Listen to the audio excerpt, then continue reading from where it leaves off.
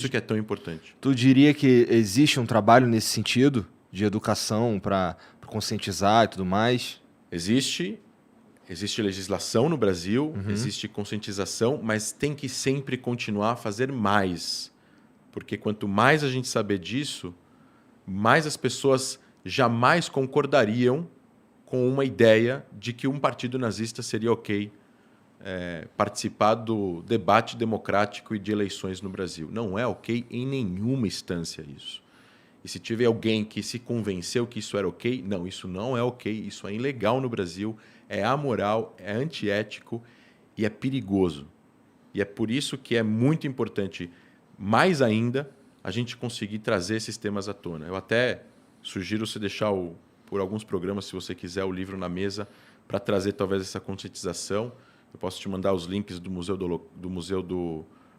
Judaico, tem o Museu do Holocausto em Curitiba, tem o Memorial do Holocausto no Rio de Janeiro, tem vários lugares. E eu volto e repito o que eu falei no começo. O nazismo não é apenas uma questão judaica, né? O nazismo não perseguiu apenas os judeus. O nazismo perseguiu minorias, perseguiu negros, perseguiu deficientes físicos, perseguiu ciganos, perseguiu homossexuais, perseguiu pessoas que pensavam diferentes politicamente falando. E essas pessoas também precisam ser colocadas hoje aqui como pessoas perseguidas. E eu, como estou aqui falando, então, humildemente me coloco representando também essas pessoas, porque elas também foram perseguidas pelos nazistas. Tu falou que houve um aumento de 270% nos últimos 3 anos de ações neonazistas e tudo mais. Sim. Hoje em dia, onde você acha que esses caras... qual é a fonte de influência para que haja esse aumento? Discursos de ódio. Nas redes? Nas redes, na mídia normal, entre políticos. Todo discurso que traz uma banalização do nazismo, do Holocausto, todo discurso de separação entre a sociedade, eles e nós, todo discurso que uma parte da população é pior que a outra, que um setor da sociedade é pior que a outra. Sabe, Igor, eu me identifico muito com uma frase do John McCain, o ex-candidato à presidência dos Estados Unidos, já falecido, senador, num debate. Não era um debate, ele estava fazendo a campanha para concorrer contra o Obama em 2008. E uma pessoa pegou o microfone e falou: eu tenho medo desse cara aí, o Barack Obama, que o nome dele no meio é Hussein, ele ofendeu o Obama, falou que ele era um árabe, perigoso, terrorista, enfim, não lembro o que ele falou. E o McCain fez: não, senhor, pegou o microfone da mão dele e falou: ele é um homem decente, um político decente, olha, com candidato concorrendo contra ele nas eleições. Ele falou: um candidato decente, um homem decente, que apenas diverge de mim em quase todos os assuntos que estamos conversando aqui sobre o futuro desse país. Mas é uma pessoa que ama o país, é uma pessoa que ama os Estados Unidos e ele rejeitou o discurso racista dele. Então, acho que é isso.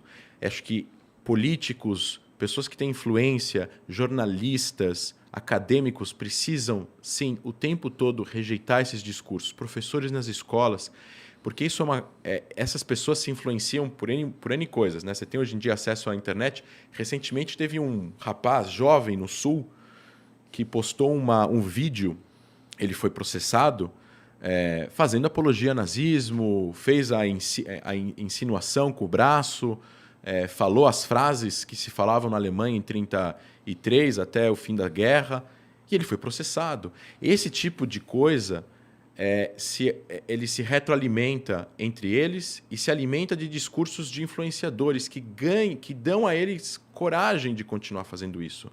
Quando isso não acontecer, como isso não vai acontecer? Com educação, com processos jurídicos, com a criminalização de discursos de ódio contra todas as minorias, não só contra uma minoria específica. A gente está falando aqui, no caso, eu fui convidado por vocês, eu vim, mas a gente está falando que o nazismo perseguiu outras pessoas e não só judeus, mas isso precisa ser feito em todas as instâncias da sociedade, porque é apenas essa conscientização, de que a pessoa entenda que isso é absurdamente errado, além de ser ilegal, e as pessoas vão parar de fazer isso. Ninguém nasce odiando ninguém. Ninguém nasce odiando uma pessoa pela cor da pele, pela sua sexualidade ou pela sua religião, etnia ou raça. As pessoas aprendem a odiar.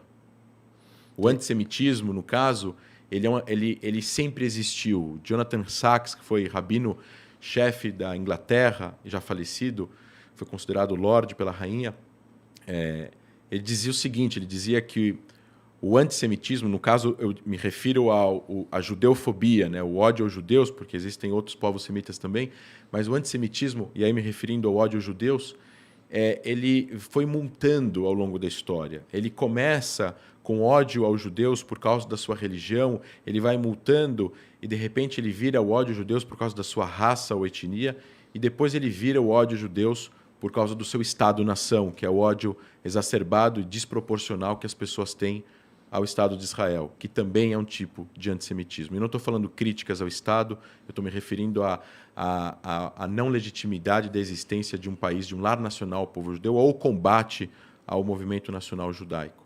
Então, esse tipo de discurso que a gente precisa educar as pessoas. A gente precisa educar as pessoas o que é ok e o que não é ok.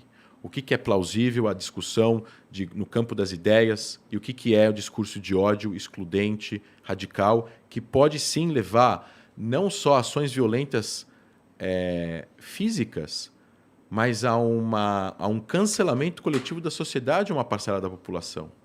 Né? A gente, há pouco tempo atrás, há 40 anos atrás, 30 anos atrás, a homofobia era algo natural, as pessoas falavam disso nas ruas, faziam piadas, e hoje em dia não é normal. Programas de televisão, não preciso citar, tinham piadas que hoje em dia seriam completamente não seriam cabíveis hoje em dia, numa sociedade que a gente tem hoje em dia. E esse tipo de coisa que a gente precisa também introduzir nesses discursos de ódio. O nazismo, ele foi algo completamente a par do que aconteceu na história do mundo que se tem notícia,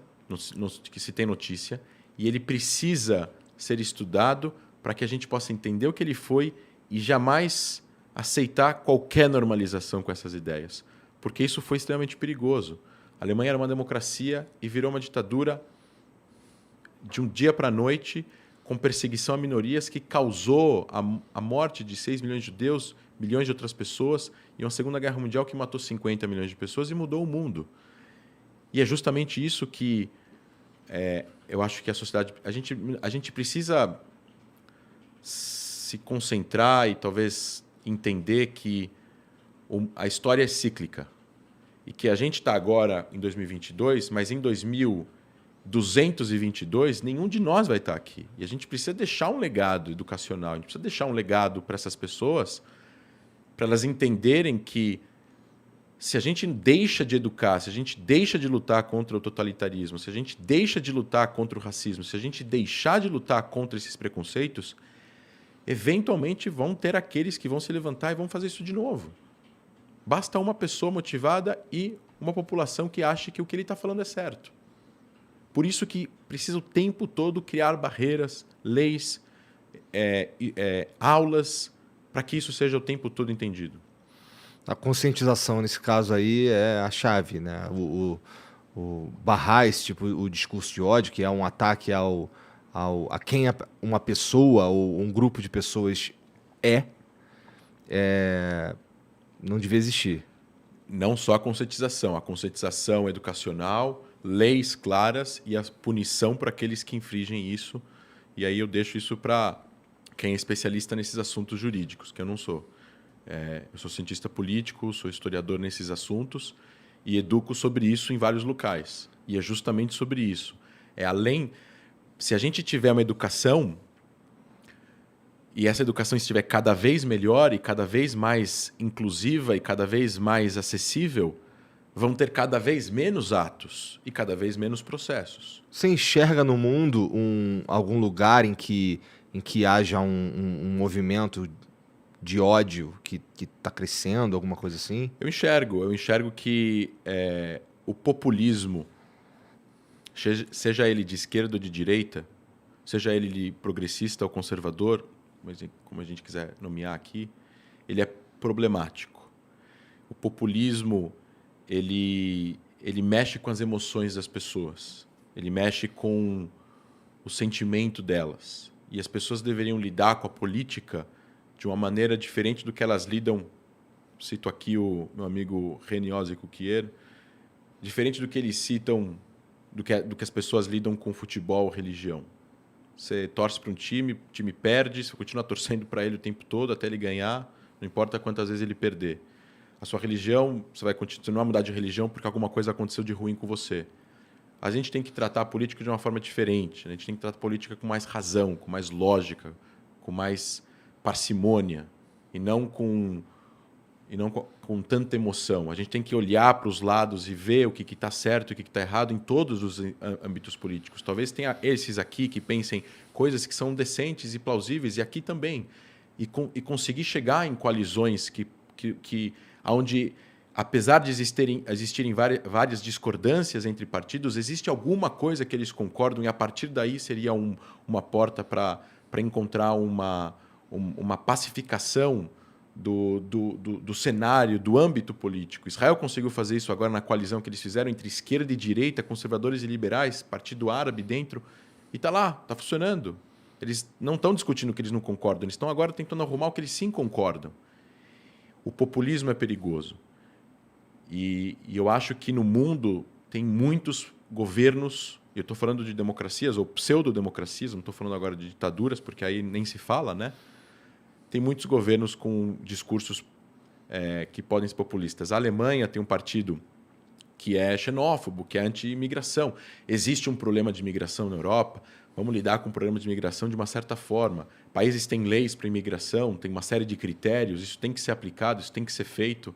Nos Estados Unidos tem, no Canadá tem, na Austrália tem, mas daí para ter um partido que ofende uma minoria de forma geral, né, generalizando todas essas pessoas, isso gera o discurso de ódio e pode gerar violência contra essas pessoas, porque as pessoas vão agir violentamente. Suásticas pichadas. Influenciadas por esse Exato. grupo. Sinagogas sendo invadidas, igrejas sendo invadidas. Não podemos compactuar e normalizar com a intolerância religiosa e com o populismo contra seja quem for, no final das contas. Professor, obrigado. Isso aqui foi bem curtinho mesmo, assim, mais uma para a gente falar sobre Sim. a influência do nazismo e tudo mais na humanidade. Tem mais alguma coisa que você gostaria de falar? Não, eu queria... eu acho super importante para o Brasil e para vocês, e eu vou me tirar agora e me colocar em terceira pessoa, uma pessoa vir aqui falar isso hoje, independentemente de ter sido eu, no caso aqui fui eu, mas poderia ter sido uma outra pessoa que tivesse vindo aqui. Eu acho isso muito importante ter acontecido hoje, e eu espero, dentro das circunstâncias, que a gente se veja nas próximas vezes. Tá. Para falar de outros assuntos também. Beleza, vai ser um prazer. É isso. Despedida, último flow, acabou. É isso. Então, galera, se vocês, hoje foi curtinho, se vocês que ficou faltando aí, na verdade, se vocês perderam alguma informação, é só voltar o vídeo aí, que hoje tá fácil, hoje foi bem curtinho.